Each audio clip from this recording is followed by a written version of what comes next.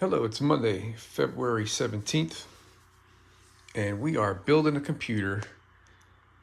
My current one that I'm using is getting a little long in the tooth, and it's starting to kind of mess up on me. So rather than continually trying to fix it and it's obsolete, I can't upgrade to Windows 11 due to hardware limitations. So yeah, that's why we're making a new one. And I'm making a new one because I find it pretty entertaining. And I like the challenge, which is it's a really nice case. I mean, it's really low end, cheap stuff, thin metal, but it's perfect for my needs. I've got the front cover over here, and it's got what I want to have. It's got a space for a 5 1/4 drive in the front. I do want to have my DVD-ROM, and I want my ports in the front. It's just the way I like to have it. So there aren't many choices. Most of the cases that you find now don't have 5 1/4 drive bays. It's like they're just not in style anymore. And their ports are often on the top, which is not something I care for because I'm not going to have the thing set on the floor. And I also don't want to have upward facing ports where, crud's going to fall down in them. So that's the front. And this case is designed to hold a water-cooled radiator, liquid-cooled radiator.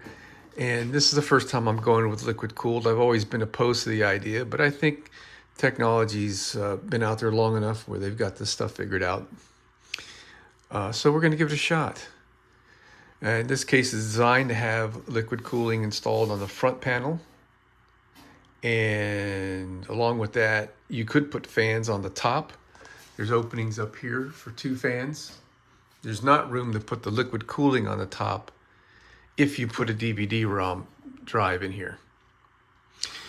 The only way you could squeeze in both of those devices is this has got to go in the front, and I'm okay with that. However, this case is about 1/8 of an inch short for this radiator to fit and also get a DVD drive in here. It just comes up a little bit too high right here. And this is the cooler that I've got, which is supposed to fit. And it would fit if I didn't use the DVD drive. So in order to make that fit, I cut this piece of metal out from right here. I did that yesterday. And I used my pneumatic Dremel with a carborundum blade and just scratched that with a square against this to get a straight line and cut that through. And then I used my electric Dremel to cut this because it's got a smaller wheel.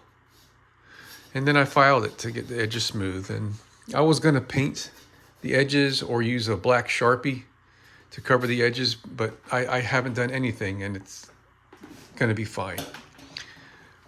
So now I can install this and allow it to drop down to the bottom of these slotted holes, and the DVD drive will fit, and it'll actually be touching on this. That's how tight the fit is. So I'm going to go ahead and install this now because I think it's time for it. And then I'll show you how tight the DVD drive fits in there. And then next will be the motherboard. We got the radiator installed now, and something I didn't point out. These are the slots where the hard drive brackets slide in between these lips here. Well, I also had to trim that off right there, the top of this one, in order for it to not hit the radiator. The top of this right here had a fold go in like that. And you can see right there also where I had to trim that little top piece off of there. So we are fully installed on the radiator.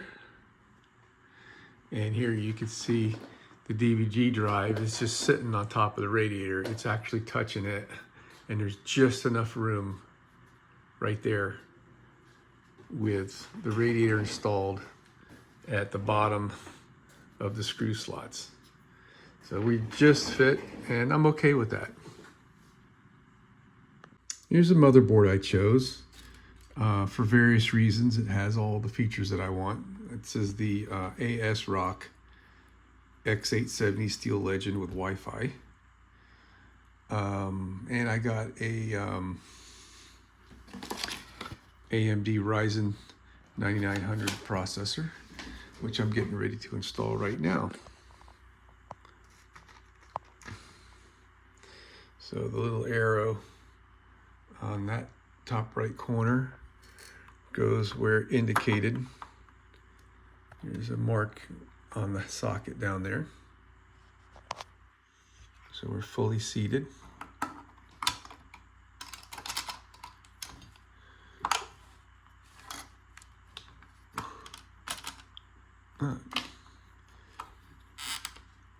There you go. Beautiful. All right, so we don't need that cover anymore. What else are we gonna do? The fan will go on top of that. Here's my 1 terabyte Samsung hard drive. It just snaps in that socket right here. There's a little clip on this side. And it's a really nice little heat sink here.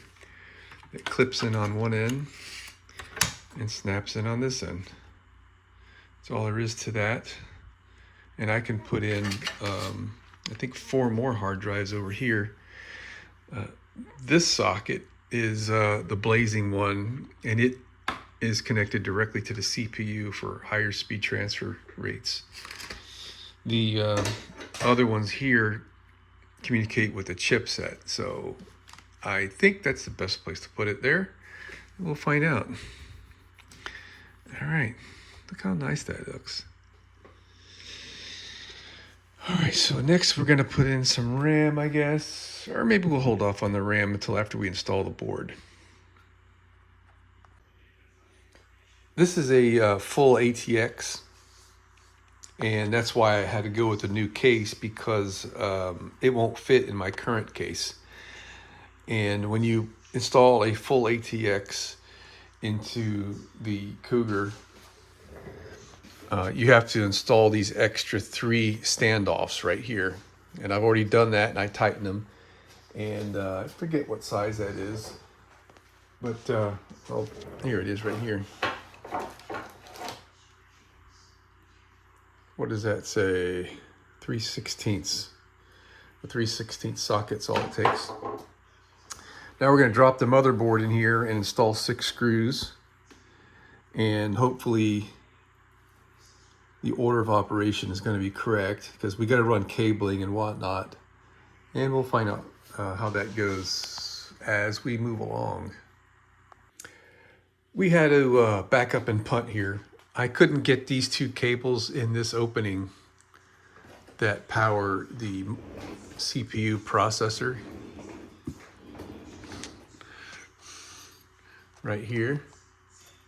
So I took the fan out, took the cooler out, took the motherboard loose and lifted it up. And actually I removed the motherboard, fed the wires through, reinstalled the motherboard. And now we're running cables to the power supply. And I'll show you the power supply we got. Right here is the box. It had some nice specs. And we paid $109 for this on Amazon, and it got delivered in about 7 hours after I placed my order, which is pretty awesome.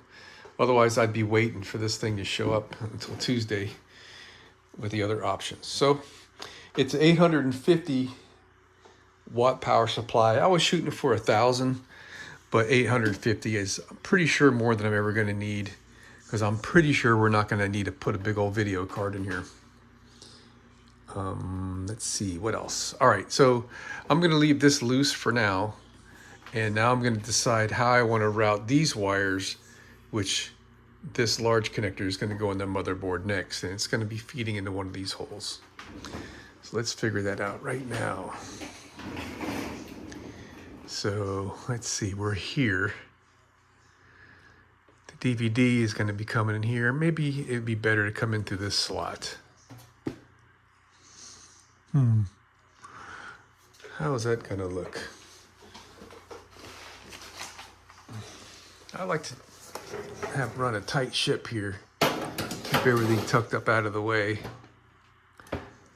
You know what? I could go through that top hole. It'll be fine, I think. Let's see how it routes.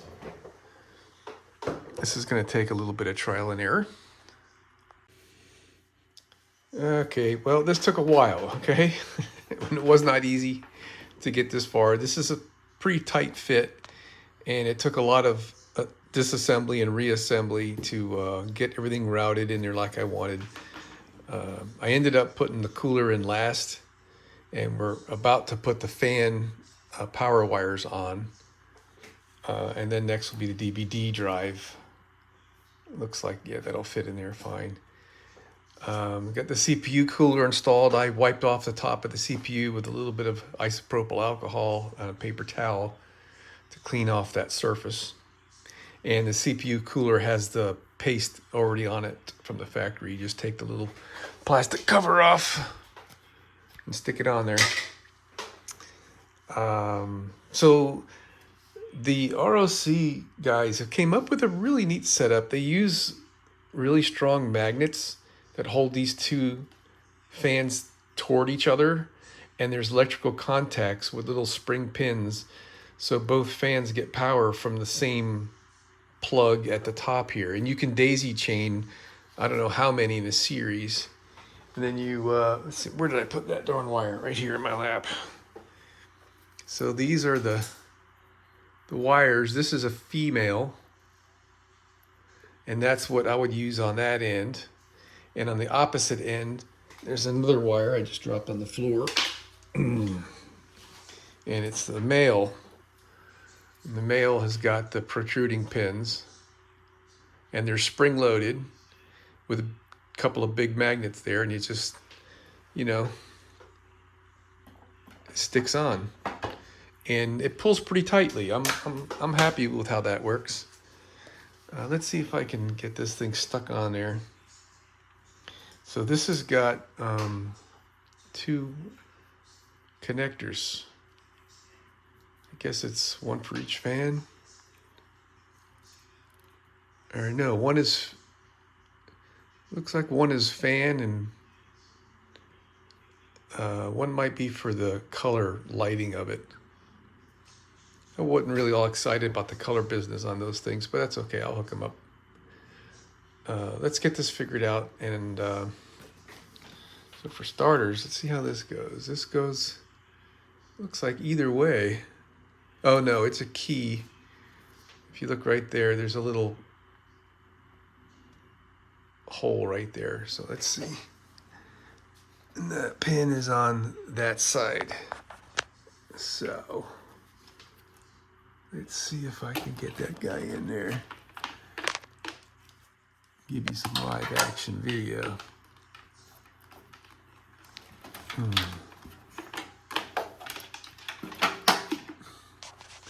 Everything's just sticking to everything.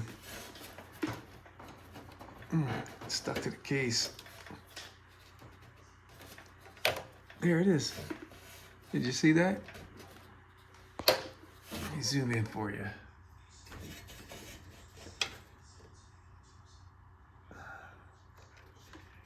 Bingo. It's held on with a magnet. Hey, got some stuff.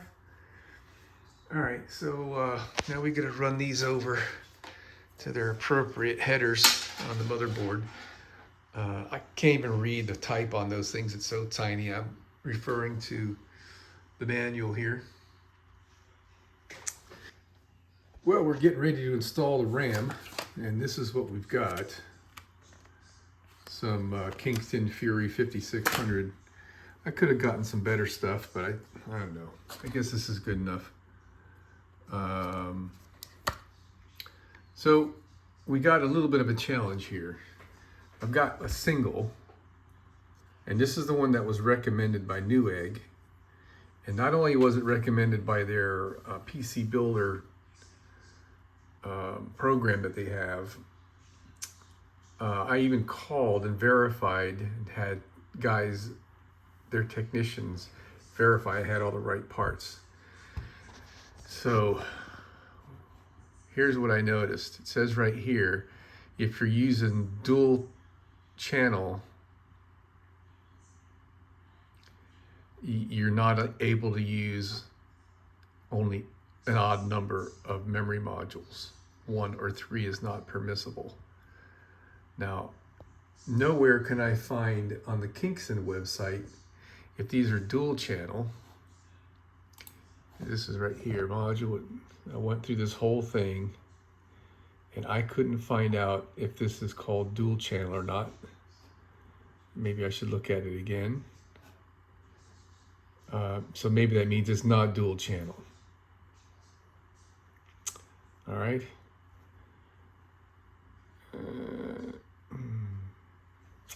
But when I go to my Newegg order and look at the memory I bought, it's actually not the same part number. And when I click on this and read this, it says, where did I see that? This is the KF560C, and that's not the one that I have. I've got a different version, 556C. That's what this one is. That's what it says on the package. Hey, somewhere in there I saw that on the Newegg site, when I went to the specs, oh, right here. Buffering, multi-channel kit. I think kit means it comes with 2, and then it's a dual channel kit. So I don't know what's going on. We're gonna plug it in and try it. If it starts up, it's gonna be fine. If it's not the right memory, it's not gonna run. Oh, here's the other thing. When you look at the manual, it tells you to, if you're using one memory module, to put it in slot B2 and leave the other ones empty. But there's nowhere in here where it identifies the slots. When I scroll down here to all these images of the motherboard to indicate everything, all this, it has no indication of what the slots are. And when you look really closely with a magnifying glass, there's no identification of which slot is which. So how that image was portrayed, I'm going to go ahead and stick this into the slot on the right and see if it starts. Now, one thing we don't have here is a speaker. There's a header for an on-board speaker, so you can hear it beep when it starts. And I don't think I have one of those. I'm gonna go look in my parts box full of stuff and see if I can find a little speaker. It's just a little tiny thing, and you plug it in there and it'll beep when you start the computer, and you'll know that it went through the power on self test correctly. So I would like to have that before I power this thing on to make sure it's working. Well, I don't have a speaker. I checked everywhere. So we're just gonna power this thing on and see what happens. Look for some smoke coming out. Here's the power supply button. Oh, look how cute. Okay, power button.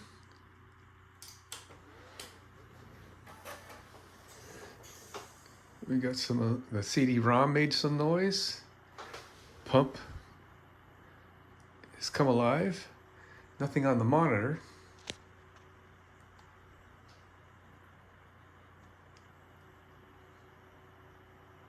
Man, I wish I could tell if this thing went through a post.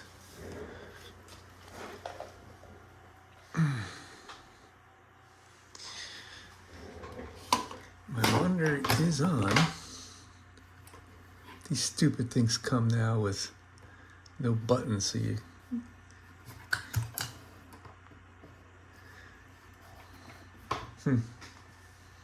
All right, we're gonna have to fart with this and see what's going on. It might not be starting because of the memory. All right, so right after I stopped recording, the monitor came on and everything seems to be working perfectly. I've got mouse. I just plugged my Logitech USB right in the back of the computer, and it instantly gave us mouse and keyboard. So the first thing I see is that my memory is in slot B2, but it's showing up as DDR5 4800. And that's not what I purchased. This is supposed to be 5600. So we're gonna have to figure out what's going on with that. This says Ryzen 9 12 core. I thought it was a 7000 megahertz. I don't know. I'm gonna have to do some reading and go through here and see what's going on with all my stuff. It should run with all the standard settings. So let's exit and see if it, I'm gonna say yes and see if it starts up to the C drive. I may need to put the DVD in there with Windows in order for it to see anything. Yeah, it's not putting out anything on the video. All right, got to do some more playing. That's a good sign. I think we're booting up here.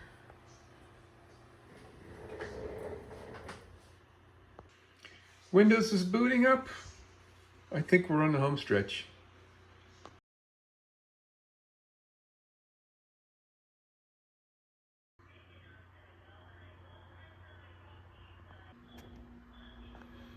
Now we're getting some drivers updating them.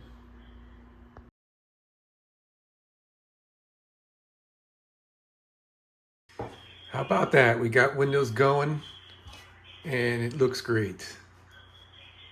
So now we get to play and install all of our software.